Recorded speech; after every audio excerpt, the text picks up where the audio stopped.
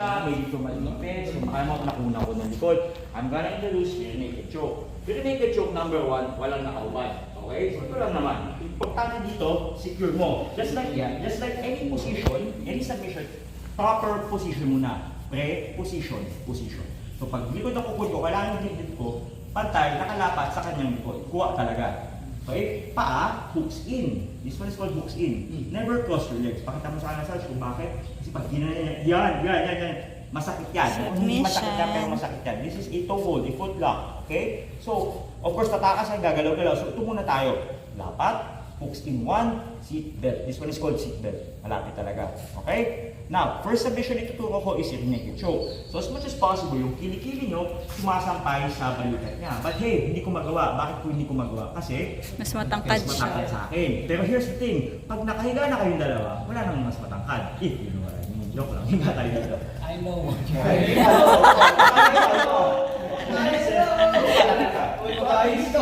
Nakahiga na tayo. Yung kamay ko, kaya ko nito.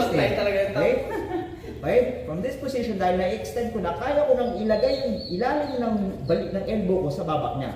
Pabalik lang ako dito para mas madaling i-point out. Okay? Kunyari na yan, nasampay ko na. Nakailangan mo, nasampay ko na. Ang gagawin ko is to lock his jugular vein. Misconception na ang choke, lalamunan. Masakit yan. Pero hindi naman tayo humingi sa lalamunan. Hindi ko lang anong klase ng hayop ka. Diba?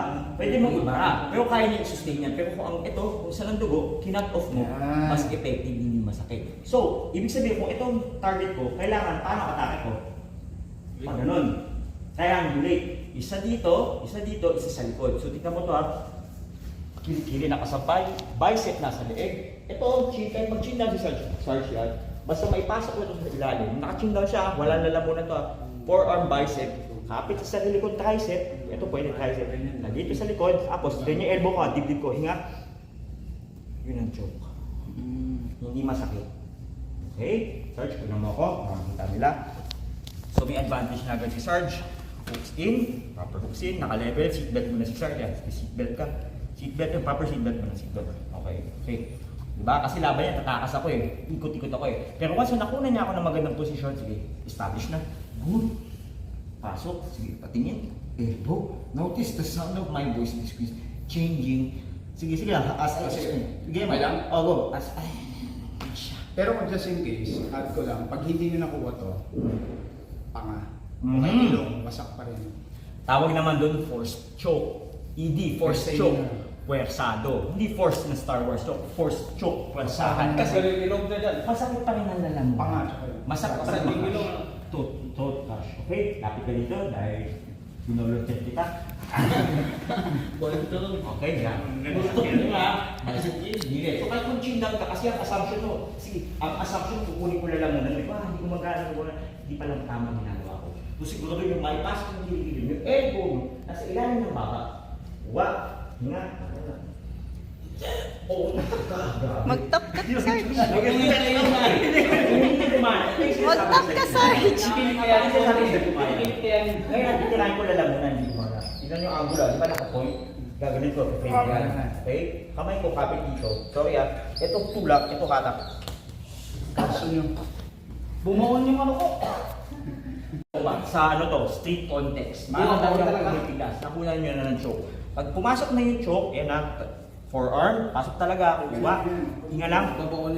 Okay, na-stop. Let's just say na nasa labas to. Listen up lang. Listen up, nasa labas to. At wala nang usapan na tap. It's a matter of subduing a person. Pag naramdaman nyo na bumigay na yung katawan, 10 seconds, pakawalan nyo na. Kasi within 10 seconds or more, tinanggalan nyo na siya ng hangin sa utak. Dead na siya. Pag naka-recover yung bubulay. Proven yun. Okay? So sa naked choke sa combat, dahil sport naman tayo, okay na. Street context, mapaaway man kayo dahil natuto kayo mag-take down, humabol ng likod, mag-subdue ng choke, kung ayaw yung balian, di na niya agad. Maramdaman nyo na pag nag-drop na katawan, 10 seconds. Aware na kayo kasi aware kayo yung nangyari dahil nakagawa kayo ng technique. Wala namang ano na agad na ganun. Give it 10 seconds. Tapos, bitawan nyo na. Ihil ko yung hininga mo eh. Anything more? This. Yeah. Wala kang tinurong ganun ha. Okay. Pero kapaturo mo lang. Okay.